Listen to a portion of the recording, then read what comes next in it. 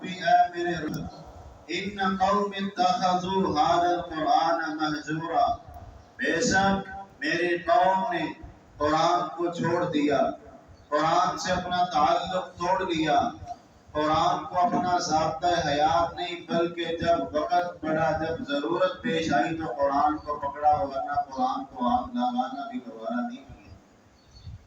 ایسے لوگوں کے بارے میں پیغمبر علیہ السلام اللہ کے ہاں شکایت کریں گے، اللہ کے ہاں شکوہ کریں گے، اور جنہوں نے قرآن کو پکڑا، قرآن کے ساتھ دل لگایا، ایسے لوگوں کی شان اور عظمت پیارے پیغمبر جناب محمد الرسول اللہ صلی اللہ علیہ وآلہ وسلم کے ارشاد گرامی ہے کہ جس نے جتنا قرآن سے دل لگایا، جتنا قرآن کے ساتھ زیادہ پڑھنے والا بنا رہا، قیامت کا دن ہوگا یہ قرآن اللہ کے ہاں اس بندے کے ہاں سفارشی بن کے آ جائے گا۔ اللہ اس بندے تیرے بندے نے مجھے پڑھا، مجھے سمجھا، مجھے سیکھا، مجھے سے آگے لوگوں کو سکھاتا رہا، گویا کہ اس نے میرے ساتھ دل لگایا، اللہ میں آج اس کی سفارش کرتا ہوں، میری سفارش قبول فرما لے۔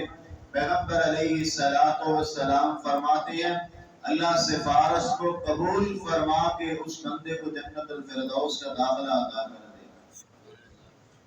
اس کے بعد سورۃ الشعراء کے اندر رب العالمین نے وہ قومیں جو تباہی کے گھاٹ اتاری گئی، وہ قومیں جو عذابات کی مستحق بنی نافرمانیوں کی وجہ سے، ان کا تذکرہ کیا ہے۔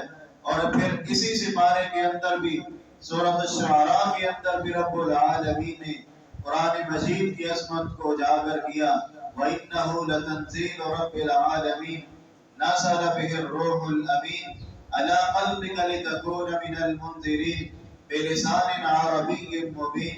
قرآن کو بھیجنے والا رب العالمین جو لے کے آیا وہ روح الامین، اور جس پر نازل کیا گیا وہ رحمت للعالمین۔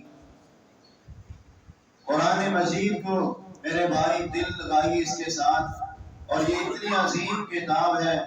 فرمایا ان اللہ یرفع بہذا الکتاب اقواما ویضع بہ قوما آخرین۔ بہت ساری قوموں کو اللہ تعالیٰ قرآن کے ذریعے بلندی عطا کرتا ہے، اور بہت ساری قوموں کو اللہ تعالیٰ قرآن کے ذریعے پستی میں ڈال دیتا ہے، نچلا دکھا دیتا ہے۔ کیوں؟ جو دل لگاتے ہیں وہ پڑھتے ہیں، ہمیشہ دل لگاتے ہیں، اللہ تعالیٰ ان کے دل قرآن سے اس قدر جوڑ دیتا ہے۔ اور پیارے پیغمبر جناب محمد الرسول اللہ صلی اللہ علیہ وآلہ وسلم کے ارشاد گرامی سورۃ الواقعہ رات کو پڑھ کے سونے والا اللہ تعالیٰ کبھی بھی اس بندے کے رزق میں کمی نہیں آنے دے۔ سورۃ النمل، اس سورت کے اندر حضرت سلیمان علیہ السلام کا تذکرہ، جو پرندوں پہ حکومت کرنے والے، ہواؤں پہ حکومت کرنے والے، جانوروں کی بولیاں سمجھنے والے پیغمبر علیہ السلام حضرت سلیمان پیغمبر۔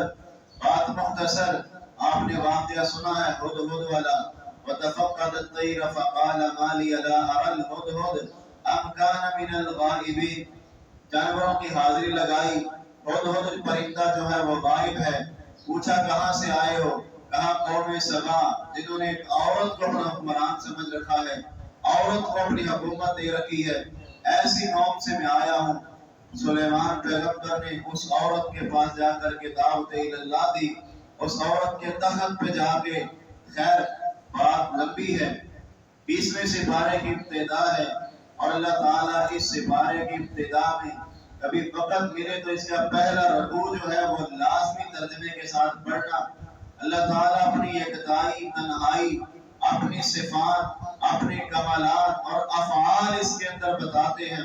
فرمایا امن خلق السماوات، کون ہے وہ ذات جس نے آسمانوں کو پیدا کیا، والارض، اور کون ہے وہ ذات جس نے زمین کو پیدا کیا، وانزل لکم من السماء ماء، کون ہے وہ ذات جس نے آسمانوں سے پانی کو برسایا، فانبتنا به حدائق ذات بہجہ، کون ہے وہ ذات جو پودوں میں خوشبو کو پیدا کرتی ہے، ما كان لكم ان تنبتوا شجرها، کون ہے وہ ذات جو تمہارے لیے درخت بناتی ہے، درخت کو اگاتی ہے، اور پھر تم درختوں کو کاٹ کر فرنیچر تیار کرتے ہو، درختوں کو کاٹ کر طرح طرح کی چیزیں بناتے ہو۔ الہ مع اللہ، زمین بنانے والا بھی اللہ، آسمان بنانے والا بھی اللہ، آسمانوں سے بارش اتارنے والا بھی اللہ، پھولوں کو خوشبو دینے والا بھی اللہ، درختوں کو پیدا کرنے والا بھی اللہ۔ الہ مع اللہ، پھر اللہ کا در چھوڑ کے چلتا کسی اور کے در پہ، پھر اللہ کا در چھوڑ کے سر کسی اور کے آگے جھکاتے ہو۔ بل ہم قوم یعدلون، اور اس کے بعد ایک چھوٹی سی مثال اللہ تعالیٰ نے دی ہے، کون ہے وہ ذات امن یہدیکم فی ظلمات البر والبحر ومن یرسل الرياح بشرا بین یدی رحمتی۔ الہ مع اللہ، میں یوں مثال دے کے بات کو سمجھاتا ہوں۔ ایک انڈا دکان سے خریدیں، انڈے کی مین فیکٹری، مین انڈے کی مارکیٹ جو ہے کمالیا کے اندر، وہاں سے انڈا لوڈنگ ہو کر کے میرے اور آپ کے بازاروں کی دکانوں میں پہنچتا ہے، سارے رستے ہلتا آیا، سارے رستے حرکت کرتا آیا، آ کر کے دکان سے خریدا، دکان والے نے شاپر میں ڈال کے دیا، پھر بھی بچہ ہلاتا ہوا گھر لے کے گیا۔ گھر جا کے جب ماں بہن بیوی بیٹی نے توڑا، سفیدی الگ ہے زردی الگ ہے، اگر زردی سفیدی میں مل جائے تو انڈا گندا سمجھ کے کوڑے دان میں پھینک دیا جاتا ہے۔ گویا کہ انسان اگر تیرے اعمال کے اندر شرک کی اور ایمان کی ملاوٹ ہو گئی، میرا رب تجھے بھی گندا سمجھ کے جہنم کی ٹوکری میں پھینک دے۔ اس قدر رب العالمین کی ذات نے یہ پہلے 20ویں سپارے کے پہلے صفحے کے اندر مجھے اور آپ کو سبق دیا ہے کہ لوگوں، سجدہ صرف اسی کی ذات کو ہے جو 19 کام کم از کم میرے اللہ نے اس پہلے رکوع کے اندر بتائے ہیں۔ 19 کام بتائے ہیں کہ جو اللہ کے علاوہ کوئی اور کر نہیں سکتا، اگر کر سکتا ہے تو لے آئیے، در اس کا سر ہمارا، در اس کا نظر و نیازیں ہماری، اگر نہیں تو پھر اللہ کے در کے پہ آ جائیے، اللہ پہ در کے اللہ کے لیے نظر و نیاز دیجیے، اللہ کے در کے لیے اپنے آپ کو جھکائیے، وہی کامیاب کامران ہے۔ اللہ کہتے ہیں میرے بندے ساری دنیا سے ٹوٹ کے آ جا میرے در پہ، عزتیں بھی ملیں گی، آخرت بھی ملے گی۔ اگر میرا در چھوڑ کے در بدر جائے گا، عزت بھی نہیں ملے گی، مال و دولت بھی نہیں ملے گا، بلکہ اپنی جیب سے مال خرچ کر کے آئے گا، لیکن ملے گا کچھ نہیں۔ اگر کچھ لینا ہے تو پھر اللہ کے در پہ آ جائیے۔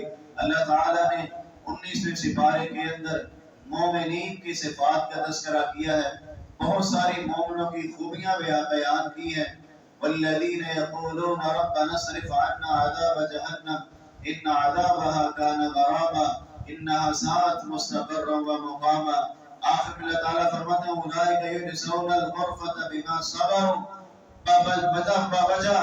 بدلے اس کے جنہوں نے صبر کیا، وَيُلَبَّوْنَ فِيهَا تَحِيَّةً وَسَلَامًا۔ اللہ تعالیٰ ایسے مومنوں کو پر اپنی سلامتی پیش کرتے ہیں۔ اللہ تعالیٰ مجھے اور آپ کو سن کر، سنا کر، سمجھ کر عمل کی بھی توفیق عطا فرما دے۔ وما توفیقی الا باللہ، وآخر دعوانا الحمد للہ رب العالمین۔